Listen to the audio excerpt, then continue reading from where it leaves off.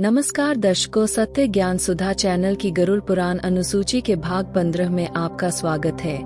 हमने आपको हमारी पिछली प्रस्तुति यानी भाग 14 में अकाल मृत्यु के संबंध में बताया। आज हम आपको अकाल से हुई मृत्यु के उपाय के बारे में बता रहे हैं। इसके अतिरिक्त आप इस प्रस्तुति में नारायण बाली और नागबली इन दो पूजा विधों के बारे में जानेंगे। नारायण बाली कब, क्यों और कैसे करनी चाहिए, यह जानकारी भी आपको इस वीडियो में मिलेगी। इन पूजा विधों की संपूर्ण जानकारी हेतु वीडियो को अंत तक देखे। धर्मार्थ चैनल को सब्सक्राइब अवश्य ये करें। अधिक समय इन लेते हुए आरंभ करते।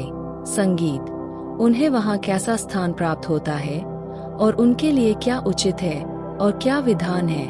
ही मधुसूदन, मैं उन सभी बातों को सुनना चाहता हूँ, कृपया आप उनका वर्णन करें। संगीत, जो व्यक्ति अकाल मृत्यु के कारण प्रेत बन गए हैं, उनके मार्ग पर लौकिक गति स्थान और प्रेत कर्म विधान को मैं कह रहा हूँ। यह परम गोपनीय है। तुम इसे सुनो। जो मनुष्य खाई, नदी, नाला लंघते हुए और सर्प आदि के काटने से मार जाते हैं, जिनकी मृत्यु गला दबाने तथा जल में डूबने से होती है, जो दुर्बल व्यक्ति आत्महित या करता है, जो गिरकर फांसी लगाकर और जल में डूबकर मार जाते हैं, उनकी स्थिति को तुम सुनो। नारायण बाली पूजा त्र्यंबकेश्वर में की जाने वाली महत्वपूर्ण पूजन में से एक है, जो पितरों की आत्मा की शांति के लिए की जाती है। यह पूजा विधान करने का शुभ व उत्तम समय पितृपक्ष। संगीत, परंतु अगर किन्हीं कर्म से श्राद्ध या पितृपक्ष में यह कार्य नहीं हो पाया तो आप इसे कृष्ण पक्ष में भी कर सकते हैं। नारायण बाली पूजा दो पूजन का एकत्रित रूप है, जिसमें नारायण बाली पूजा एवं नागबली पूजा सम्मिलित है। नारायण नागबली पूजा का मुख्य ये उद्देश्य पितृदोष से मुक्ति दिलवाना है। जब किसी व्यक्ति के परिवार में कोई व्यक्ति की मृत्यु होती है तो इन कर्म से उसकी आत्मा को शांति नहीं मिलती। वह कारण अनेकों हो सकते हैं, जैसे अकाल मृत्यु, दुर्घटना से हुई मृत्यु, अग्नि द्वारा जलकर मृत्यु हो जाना, आत्महत्या कर लेना, हत्या, पानी में डूबने से मृत्यु, प्राकृतिक आपदा जैसे सुनामी या भूकंप, महामारी जैसे कोरोना आदि। इन परिस्थितियों में व्यक्ति की इच्छाएं अधूरी रहती है। नारायण नागबली पूजा के माध्यम से उसे व्यक्ति की आत्मा को शांति मिलती है। फिर अपने कर्मों के अनुसार उन्हें अगले जन्म या मोक्ष की प्राप्ति होती है। कर्म भी नहीं करना चाहिए। ही पक्षीराज, सभी प्राणियों का कल्याण करने के लिए पाप और भय को दूर करने वाली उसे नारायण बाली के विधान को सुनो। जयमैन की अवधि में ब्राह्मण 3 मास, क्षत्रिय 1.5 मास में वैश्य तथा तत्काल ही शूद्र के पुतले की देहन संस्कार की क्रिया करनी चाहिए। संगीत, मंदिर में भगवान विष्णु के सामने ब्राह्मण इस नारायण बाली को संपन्न कारण पौराणिक और वैदिक मेट्रो से प्रेत का तर्पण किया जाना चाहिए।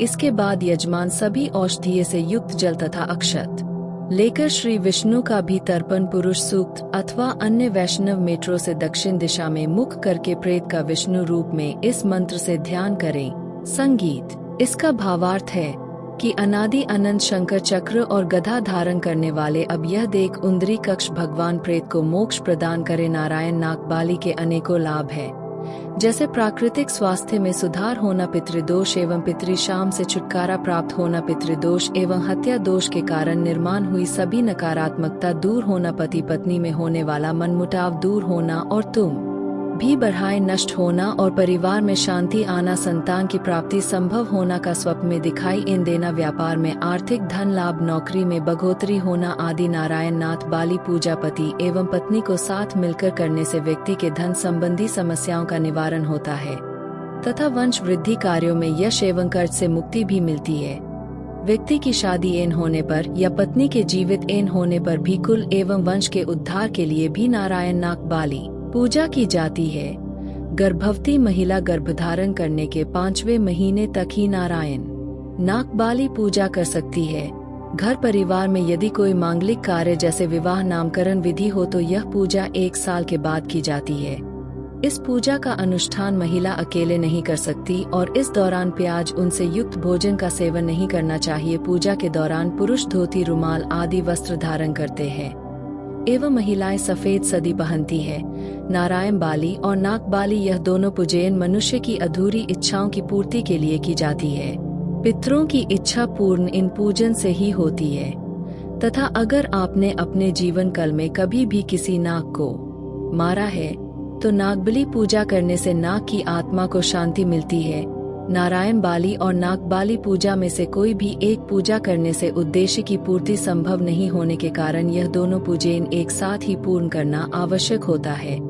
इसीलिए नारायण नागबली पूजा को काम्या पूजा भी कहा जाता है। अगर आप उत्कृष्ट फल की इच्छा रखते हैं तो यह दोनों पूजन एक साथ करनी आवश्यक है। जिन व्यक्तियों के माता पिता अभी जीवित है वे भी नारायण नागबाली पूजा कर सकते हैं। आज के लिए केवल इतना ही। जाने से पूर्व वीडियो को लाइक करें, वह चैनल को सब्सक्राइब अवश्य करें। तब तक